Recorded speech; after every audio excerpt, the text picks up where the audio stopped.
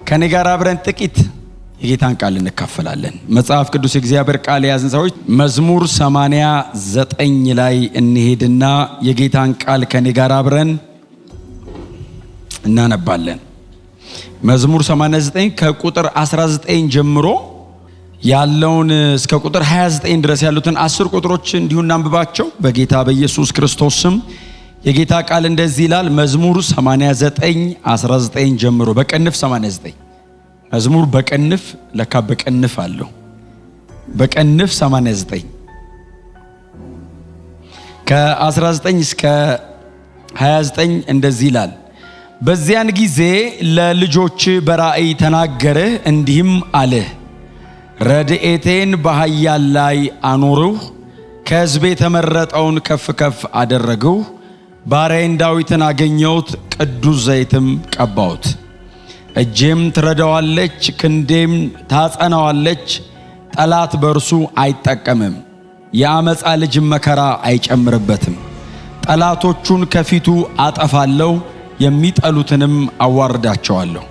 እውነቴና ምሕረቴም ከእርሱ ጋር ነው፣ በስሜም ቀንዱ ከፍ ከፍ ይላል። እጁን በባህር ላይ ቀኙንም በወንዞች ላይ አኖራለሁ። እርሱ አባቴ አንተነህ፣ አምላኬ የመድኃኒቴም መጠጊያ ይላል። እኔም ደግሞ በኩሬ አደርገዋለሁ፣ ከምድርም ነገሥታትም ከፍ ይላል። ለዘላለምም ምሕረቴን ለእርሱ እጠብቃለሁ፣ ኪዳኔም በእርሱ ዘንድ የታመነ ነው። ዘሩንም ለዓለምና ለዘላለም ዙፋኑንም እንደ ሰማይ ዘመን አደርጋለሁ። የመዝሙረ ዳዊት ላይ ያለ የጌታ ቃል ክፍል ነው ያነበብኩት። መዝሙር 89 ላይ ከቁጥር 19 እስከ 29 ድረስ ያለ የጌታ ቃል ክፍል ያነበብኩት።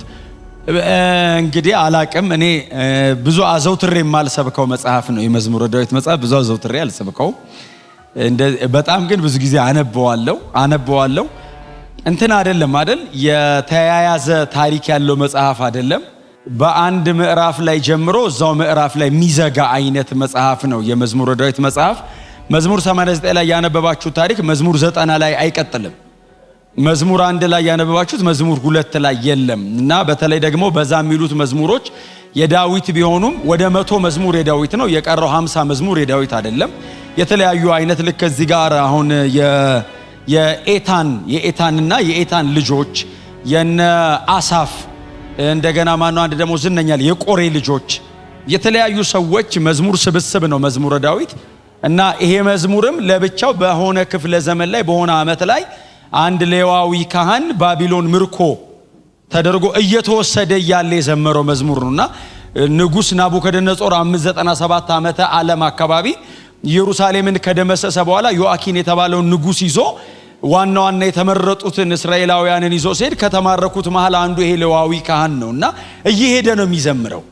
እና ወደ ምርኮ አገር እየሄደ ነው የሚዘምረውና እግዚአብሔርን እያስታወሰው ነው። እንዲህ ብለህ ነበርኮ እያለው ነው።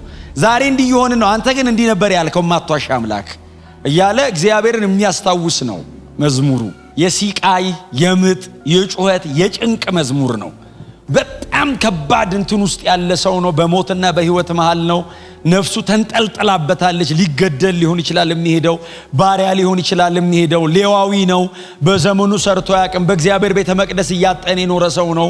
አሁን ወደ ባቢሎን ሲወስዱት እርሻ ይሰጡታል፣ ቤት ስራ ይሉታል። የተለያየ አይነት ነገር ውስጥ ሊገባ ነውና እግዚአብሔርን እያስታወሰው ነው። እንደዚህ አልነበረም ያልከው፣ እንደዚህ አልነበረም እኮ ያልከውን ላስታውስ ይለዋል።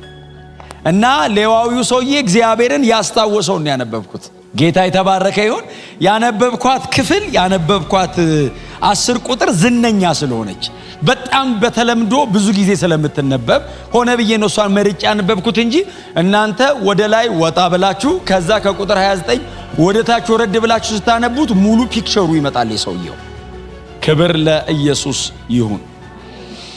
እና መጽሐፍ ቅዱሳችን ላይ በተለይ በቀደመው ኪዳን አዲሱ ኪዳንም ላይ በጣም ዝነኛ ነው ይሄ ሰውዬ። በቀደመው ኪዳን በተለይ ዳዊት የተባለው ሰውዬ በጣም ዝነኛ ነው። እጅግ በጣም ትልቅ ሰው ነው። አነሳሱን አመጣጡን እግዚአብሔር እንዴት አድርጎ ይሄንን ሰው እንዳገኘው ሁሉ ይሄ ሌዋዊ ይዘምራል አይደል? ዛሬ ንጉስ መሆኑን፣ ዛሬ ትልቅ ሰው መሆኑን፣ ዛሬ አንድ ስርወ መንግስት መስርቶ መምራቱን ሳይሆን ይሄ ሌዋዊ ካህን የሚያስታውሰው ዳዊትን ከየት እንደጠራው ረሳህ ወይ ይለዋል። እና አንድ ሰው ጠራ፣ አንድ ሰው መረጥክ እና ባሪያዬን ዳዊትን አገኘሁት የሚላትን ቦታ ማለት ነው። እና ዳዊት የ16 ዓመት ልጅ አካባቢ ሆኖ ነው አይደል እግዚአብሔር የጠራው። ይሄ በጣም በእኛ መካከል በጣም ዝነኛ ነው። መቼስ የጎልያድና የዳዊት ታሪክ ከሰንዴይ ስኩል ጀምሮ ስንሰማው ያደግነው ነው። ምናልባትም የመጽሐፉ ጸሐፊ የነበረው የአንደኛ ሳሙኤል ጸሐፊ የነበረው ሰውዬ ራሱ አይ ቲንክ እኛ በመናቀው መንገድ የሚያቀው አይመስለኝም። በጣም በ7 የተሰበክ ነው። በጎልያድ ሳይድ ሆነን፣ በዳዊት ሳይድ ሆነን፣ በእግዚአብሔርም ሳይድ ሆነን በብዙ አቅጣጫ ሆነን የሰበክነው። ኤኒዌይስ በሁሉም አንግል መጽሐፉ ብዙ አለው። እግዚአብሔር ይመስገን። እና በጣም ልጅ እያለ እንግዲህ 16 ዓመት ልጅ እንግዲህ አሁን አስባችሁታል። እግዚአብሔር የ16 ዓመት ልጅ ነው የጠራውና እረኛ ነበር። በጣም ብዙዎቻችሁ እንደምታስታውሱት በአባቱ በእሴይ ቤት ውስጥ ያለ የመጨረሻ ልጅ ነው እና ለመቀባትም ሲፈለግ እንግዲህ መጨረሻ ላይ የነበሩት ሰዎች በሙሉ ተመርጠው የነበሩትን ሰዎች አልፎ እግዚአብሔር እሱም አይደለም ማለና የሳሙኤልን ግምት ሁሉ በጣም ግራ አጋባው። እግዚአብሔር የሳሙኤልን ነብይነት ሁሉ ጥያቄ ውስጥ የሚከታ አይነት ሳሙኤል እስኪፈተን አይደል ያሉ። ነብዩ ሳሙኤል ማለት ቀላል ሰው አይደለም፣ በጣም ግዙፍ ነው፣ እጅግ ግዙፍ። ሳሙኤል ወደ እስራኤል መንደር ገባ ይልና የእስራኤል መሪዎች ተንቀጠቀጡ ይላል ቀጥሎ። ምክንያቱም ከዳን እስከ ቤርሳቤ የተናገረው ጠብ አይልም ይላል። ሰውየው ሰው ትሞታለህ ካለ ሰውየው አይቀጥልም፣ ይሞታል። ሰውየው ደግሞ እንደዚህ ደግሞ ከበረገረኝነት ብድግ አድርጎ ከቀባው ሰውየው ንጉስ ነው የሚሆነው ቀጥሎ። እና እግዚአብሔር አብሮት የቆመ ሰው ነው። የሳሙኤል ቃል በምድር ሁሉ ፊት ተሰማም ይላል። እነዚህ ቃላቶች ባይዘው ቀላል እንዳይመስሏችሁ። ድፍን በዛ ዘመን የነበረውን ሲስተሙን ኮንትሮል አድርጎት ነበር ነው ሰውየው። ከዳን እስከ ቤርሳቤ ማለት ከምዕራብ እስከ ምስራቅ፣ ከሰሜን እስከ ደቡብ ጠርዝና ጠርዝ ማለት ነው። ሳሙኤል የእግዚአብሔር እንደሆነ አገር በሙሉ አወቀ ይላል። ቀጥሎ ቃሉ ተሰማ ይላል። በጣም ግዙፍ ነው። በእድሜው ሁሉ በምንም አይነት መንገድ ሊወነጀል እስከማይችል በንጽህና የኖረ ሰው ነው። ትዝ ይላችኋል። እድሜው ማብቂያ ላይ አርጅቶ እያለ ሕዝበ እስራኤልን ሰበሰበና ከማናችሁስ እንደዚህ ወስጃለሁ? ማንንስ በድያለሁ? ፍርድስ በማላይ አዛብቻለሁ? ማንስ ስለዚህ ጉዳይ ይጠይቀኛል ብሎ እንግዲህ በሕፃንነቱ እናቱ ጡት እንደጣለ ገና ሕፃኑ ነው ጥላው አርጅቶ ነው ይሄንን የሚጠይቀው። ያንን ሁሉ ዘመን በእግዚአብሔር ቤት አገልግሎ በዚህ መጠን ነው ያለፈው። ፒዩሪቲው በጣም ጥልቅ ነው ሰውየው። እና ሳሙኤል በጣም ነብይ ነው ልላችሁ ነው። በልጅነቱ ነው መስማት የጀመረው፣ እየሰማ አርጅቷል። እና የእግዚአብሔርን ድምጽ ከምንም በላይ የሚለይ ሰው ነው። ግን እነ ዳዊት ቤት ተፈተነ አይደል? ምክንያቱም አንደኛ ሳኦል አለ። ሳኦል እያለ ነው ዳዊትን እግዚአብሔር የፈለገው። ንጉስ እያለ ንጉስ አይቀባም ታውቃላችሁ አይደል? ይዘጋጃል እንጂ። እግዚአብሔር ግን ንጉስ ሳኦል እያለ ንጉስ ቀባ ላይ ይላል። ልክ ሄሮድስ እያለ ኢየሱስ ተወለደ እንደሚለው ንጉስ እያለ ልዑል አይደለም የተወለደው፣ ንጉስ ነው የተወለደው። በንጉስ ላይ ንጉስ አይመጣም። እግዚአብሔር ነው እንደዚህ አይነት ኦርደር የሚሰብረው። እሱ ሉዓላዊ ነው። እንኳን ንጉስ ላይ ንጉስ አይደለም ድንግል ትጸንስ የለን ፍጥረት እንዲህ ኔቸርን እኮ ይሰብራል። እንኳን የሰውን ስርዓት ይሄንን እሱ አይደል የሰጠን። ክብር ለኢየሱስ ብቻ። ንጉስ እያለ ንጉስ ሊቀባ ነው ሳሙኤል ሄዶ። ትዝ የሚላችሁ ከሆነ ፈርቷል።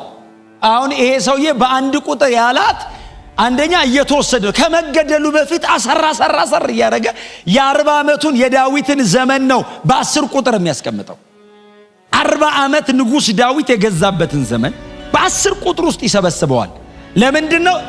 ሊማረክ ነው፣ ሊገደል ነው። እየሄደ ያለ ሳይገሉት እግዚአብሔር እንዲደርስለት ነው የሚጮህ። አረ እንደዚህ ብለህ ነበር፣ አረ እባክህ እንኳን አንተን ያረሳሁትም ይለዋል። አንተማ ዘላለማዊ ነህ ተናጋሪው፣ እንዴት ትረሳለህ? እኔ ሌዋዊው ካህን እንኳን መሃል ላይ የሰማው ሰውዬ እኔ እንኳን አረሳም። በዳዊት ዘመነ መንግስት የተዘመረ መዝሙር አይደለም፣ በነ ዳንኤል ዘመን የተዘመረ መዝሙር ነው። ከዳዊት በኋላ ሰለሞን፣ ከሰለሞን በኋላ ሮብዓም፣ ከነ ሮብዓም በኋላ ቀጥሏል። ኢዮሮብዓም ሰሜኑን ስለወሰደ እግዚአብሔር በደቡብ በኩል ከሁለቱ ነገድ ጋር ኮመንሊ ይሁዳ ተብሎ ከሚጠራው ጋር እግዚአብሔር ስለነበረ ማለት ነው። ከዛ በኋላ ነው እንግዲህ እነ ዮአኪን እነ ሕዝቅያስ ምናምን አልፈው እነ ዮአኪን ጋር ነው 100 ዓመታት ካለፉ በኋላ ይሄ ሌዋዊ ካህን የዛሬ ስንት 100 ዓመት የተናገርከውን እንዳትረሳ ይለዋል። አያችሁት እግዚአብሔር እንዴት እንደሚይዙት? ምን ያክል እግዚአብሔር እውነተኛ እንደሆነ ስለሚያውቁ በተናገረው ቃል በኩል ይመጣሉ። አይ እግዚአብሔርን በምንም አታባብለውማ። እግዚአብሔር እንደሆነ እንደጥላውን ስሜታዊ ሆኖ የሆነ ነገር ሲያይ አይቀይርም። ከመጀመሪያ መጨረሻውን ነው የሚናገረው። አልቆ ነው የሚመጣው። ስለዚህ ያለውን ነው የሚያስታውሱት። ብለህ ነበር ይሉታል። አዲስ አይደለም የፈለግነው ያልከውን ነው። ክብር ለኢየሱስ ይሁን።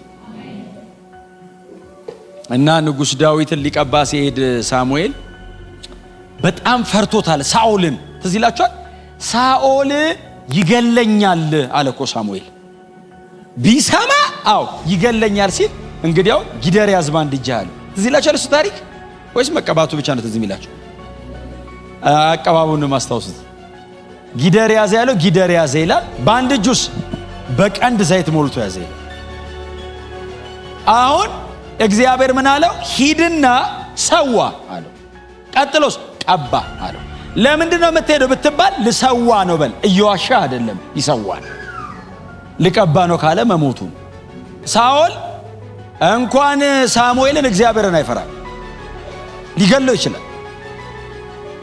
ስለዚህ እንደ ቢገለኝስ ሲለው ኖ ጊደር ባንድ እጅ ያዝ ሄደ ይልና ባይዘው ዝም ብሎ ቀባው አይደለም የሚለው። ሰዋ መጀመሪያ ሰውቷል። መስዋዕት አቀረበና ከዛ ነው እሰይን እፈልግሃለሁ አለው። የአገር ሽማግሌ ተሰብስቦ ሲንቀጠቀጥ አይ እናንተ ጋር ምንም ጉዳይ የለኝም አላቸው። ችግር አለ? የለም። ለምን መጣ? ፈልጌ ሰው። ማንን? እሰይን። እሰቤ ጉዳይ አለኝ፣ እግዚአብሔር ልኮኛል፣ እናንተስ ሂዱ አላቸው። አይ አንሄድም ብለው ቆሙ። ስሙኝ በጥንቃቄ ዳዊት ሁለቴ ነው የተቀባው። አንዴ በሳሙኤል እጅ፣ ድጋሚ ኬብሮን መጥተው በእስራኤል ሽማግሌዎች እጅ። የእስራኤል ሽማግሌዎች እንቀባ ብለው አይደለም፣ በሳሙኤል እንደመጣው እንደ እግዚአብሔር ቃል ነው ያሉት። ለምን ነበሩ? የዛን ቀን ሕፃን ልጅ ሆኖ በ16 ዓመቱ ሲቀባ ይቶታል። በ40 ዓመቱ ቀቡት እንደገና። ክብር ለኢየሱስ ይሁን። አንሄድም ብለው ቆሙ። ሳሙኤል አይናቸው እያየ ሰዋ ይልና ከዛ ነው እንግዲህ ልጆች ቀድመው አለፉ። ከዛ ሌላ የለም ወይ አሉ። አንተ እንዴት ፈተና ነው ያሉት? አለቁ አሉ። እሰይ ንጉሥ የሚያክል ነገር ቀባ ብለኝ መጣው አልሰማውም እንዴ? ንኩም ሌላ የለም እንዴ አሉ። ይሄ ብቻ ነው ያለ ሲለው አንድ አለ አለው። እንደው እግዚአብሔር እኮ እንደው አዮን አጀንዳ ሲኖርብህ ባይዘው የምትተወው ነገር አለ አለው። የሆነ ነገር እኮ ብትረሳላችሁ የሆነ ዘመን አንድ አለ ሲለው ብላቴና ነው እረኝነት ሄዷል በጎች ሊጠብቅ ሲለው ፈጥነህ አይደል ያለው፣ ፈጥነህ አስመጣው። እሱም በመጠበቅ አንቆይም አንረፍቅም፣ ቶሎ በል። ለምን እመለሳለሁ ነው ቶሎ ብዬ ለራሴ በሳሙኤል መሃል ነፍሳስ ይዞ ነው አይመጣው። ቶሎ በል አንዘገኝ ሲል ሮጦ ሲያመጣው አይደል አስልኮ ሲያመጣው ያስደስተኛል። እግዚአብሔር ቃል ላስቱይክም ነግሬያቸዋለሁ። እግዚአብሔርም ሳሙኤልን ከወንበር ተነሳ ነው። የ16 ዓመት ሕፃን ነው፣ ገና ትንሽ ልጅ ነው። ከበጎች መሃል ነው ያለው። በትር ይዟል በእጁ። አስበዋል። ዳዊትን ኮሮጆ ነገር አለችው፣ ወንጭፍ አለው። ትንሽ የገጠር ልጅ ዱብ ዱብ እያለ አይኑ ያምራል ይላል መጽሐፍ። ጂሰስ ጸሐፊዎቹ ራሱ እንትን ናቸው፣ እንትን አጀንዳ ላለበት ያዳላሉ። 7 ሰው ሲያልፈንም ሳይሉ ይመራውን ረጅም ነውና ብለው አልፈው ይሄኛውን አይኑ ያምራል አለ። እንትኑ ራሱ ያዩ መልካም ነው አለውና እግዚአብሔርም ሳሙኤል በጣም ሽማግሌ ነው። ቀጥሎ እንዳልኳችሁ ነው። በጣም ከባድ ግዙፍ ሰው ነው። በጣም ጨካኝ ለእግዚአብሔር የኖረ ሰው ነው። ከሕፃንነቱ ሌላ ነገር የማያውቅ ሰው። ተነስ አሉ ሳሙኤል። ይህን የሚያክል ሰው ብድግ ቀባው። ይሄ ነውና ቀባው ሲል በቀንድ የሞላውን ዘይት አይደል ወስዶ በጭንቅላቱ ላይ ደፋውና እግዚአብሔር በርስቱ ላይ አለቃ አረጋው። ከዚህ ቀን ጀምሮ የእስራኤል ንጉሥ ነህ አለው ይላል። ዋው! ሳሙኤልም ወጥቶ ሄደ ይላል። አቃለቀ። ንጉሥ ነህ ካለው በኋላ ዙፋኑስ ምናምን የለም ወሬ። መጽሐፍ እንደዚህ ይላል፣ ዳዊትም ከተቀባ በኋላ ወደ እረኝነቱ ተመለሰ። አንብባችኋታል? ወደ ዙፋን የሚለውን ያነበባችሁት? እኔ እናንተን አላልኳችሁም። የዳዊትን ግን እንድትሉ ትፈልጋለሁ። አጠገባችሁ ያለው ሰው ዳዊት ተቀብቶ ወደ እረኝነት ተመለሰ በሉት። ስብከቱ እዚህ ጋር ራሱ ቢያልቅ አይከፋኝም። ከተቀባ በኋላ ወደ እረኝነቱ ተመለሰ ይልና የተቀረው ረጅም ዘመን ከንግስና ዘመኑ የማይተናነሰው ረጅሙ ዘመን ለንግስናው እግዚአብሔር ትሬን እያረጋ ቆየው። አንበሳ፣ ድብ፣ አውሬ ይመጣበታልና ሕዝበ እስራኤልን እንዴት እንደሚያድን በበጎች ያለማምደዋል። በከባዱ አለማምዶት ነው ቀላሉ ላይ ያመጣው። አይ ከነ እንትና ጋር ከአሞራውያን ከምናምን ጋር መዋጋት ቀላል ነው። ከአንበሳ ጋር እንዴት ትታገላለህ? በከባዱ አስለመደው። አንበሳ ሲመጣብኝ ይላል። መቼስ አሁን ፊልም አለው ለልጆች የሚሆናለው ለትልልቅ ሰው የሚሆናለው። ግን አስባችሁ ታውቃላችሁ እንደዚህ አይነት ነገር? ግን አንበሳ እየሮጠ ይመጣብኝ ነበር አለ። ስንት ቀን እንደመጣበት አይታወቅም። ይመጣብኛል ነው ዝም ብሎ ልጁ አብሮ ነው የሚውለው። በየቀኑ በቀንም 2-3 ሲመጣብኝ አለ እመታውና አሳድደዋለሁ አለ። አንበሳ እመታውና አለ አሳድደዋለሁ አለና እምቢ ብሎ ግን ሊበረታብኝ ሲሞክር እገለዋለሁ አለ። እግዚአብሔር እንደሆነ እኮ የምታውቀው ሳኦልን የሚያክል የሚሊተሪ ዕውቀት፣ የፖለቲካል ምናምን ዕውቀት፣ የብዙ ነገር ዕውቀት ያለው ሰውዬ አመነው። ሳኦልን የሚያክል በአመራር በምናምን ረጅም ዘመን እስራኤልን አንቀጥቅጦ 40 ዓመት የመራ ሰውዬ አንድ ሕፃን ልጅ ፊቱ ቆሞ አንበሳ ሲመጣብኝ እመታው ነበር አለ። እሱ ግዛት ውስጥ ማለት ነው። ቀጥሎስ እገለው ነበር። ድብም ሲመጣ እንደዛው ሲለው ዞር አለና ከዛ ትዝ ይላችኋል እየተለማመደ ነው የከረመው። ከዛ ዞር አለ ጎልያድን አይቶ ይህም ከነሱ እንዳንዱ ይሆናል አለ። ልጁ ራሱ ጎልያድን አያውቀው፣ እግዚአብሔርን ነው የሚያውቀው። አሁን ሳኦል ጎልያድን ነው የሚያውቀው፣ ዳዊት እግዚአብሔርን ነው የሚያውቀውና ዞሮ አይቶት ከአንበሳ ጋር ነው የሚያነጻጽረው። አንበሳና ጎልያድ ሊነጻጽሩ አይችሉም። ይህም እንደ ከነሱ እንዳንዱ ይሆናል። ለምን ሲለው የእግዚአብሔርን ሕዝብ የእስራኤልን ጭፍሮች ተገዳድሯልና አለው። ለጠቦቶችና ለበጎች ግድ ካለው ለዚህ ሕዝብማ ይለዋል አለው። በግ ለማዳን አንበሳ መግደያ ከሰጠኝ አለው ሕዝብ ለመታደግማ ይሄንን አው አሁን ዳዊት ፐርሰናል አይደለም ኔሽን ነው። አይ ሸክሙ የዳዊት ሸክም የግል ጉዳዩ አይደለም። ገድየው ዝነኛውን አለው አይደለም። መንገሻ መንገድ እያመቻቸ አይደለም። የዳዊት አቲቲዩድ ኪንግደም ነው፣ የእግዚአብሔር መንግስት ነው። ወሬውን ይዩት እስቲ። እገለዋለሁ ይልና ቀጥሎስ አምላክ በእስራኤል እንዳለ ይታወቃል ነው። አያችሁ ውጤቱን ይዩት። ልጁን እገለዋለሁ ይልና ማን እንደሆነ ካሳያለሁ አይደለም፣ አምላክ በእስራኤል መኖሩ ያህዌ አየ። ለጎልያድም የነገረው አንድ መልእክት እሱን ነው። በጠፍ በጭሬና በምናምን በትር ይዘት እኔ ውሻ ነኝ እንዴ ምናምን ሲለው ዳዊት እኮ ነህም አይደለህምም አይደለም ያለው። አሁን ስለ ሰውየው አይደንቲቲ በፍጹም አይመለከተውም። አይ ጦርነቱ የኔና ያንተ አይደለም አለውና የአማልክት ነው አለው። አሁን ካንተ ጀርባ ያለው የፍልስጤም አማልክት አሉ፣ ከኔ ጀርባ ያህዌ አለ አለው። አይ እግዚአብሔር አለው በጦርና በጋሻ በሰይፍም እንደማያድን ይታወቅ ዘንድ ዛሬ እጥልሃለሁ አለው። አይ የሚያድን አምላክ በሰማይ እንዳለ አንተ ራስ እንድታውቃለሁ።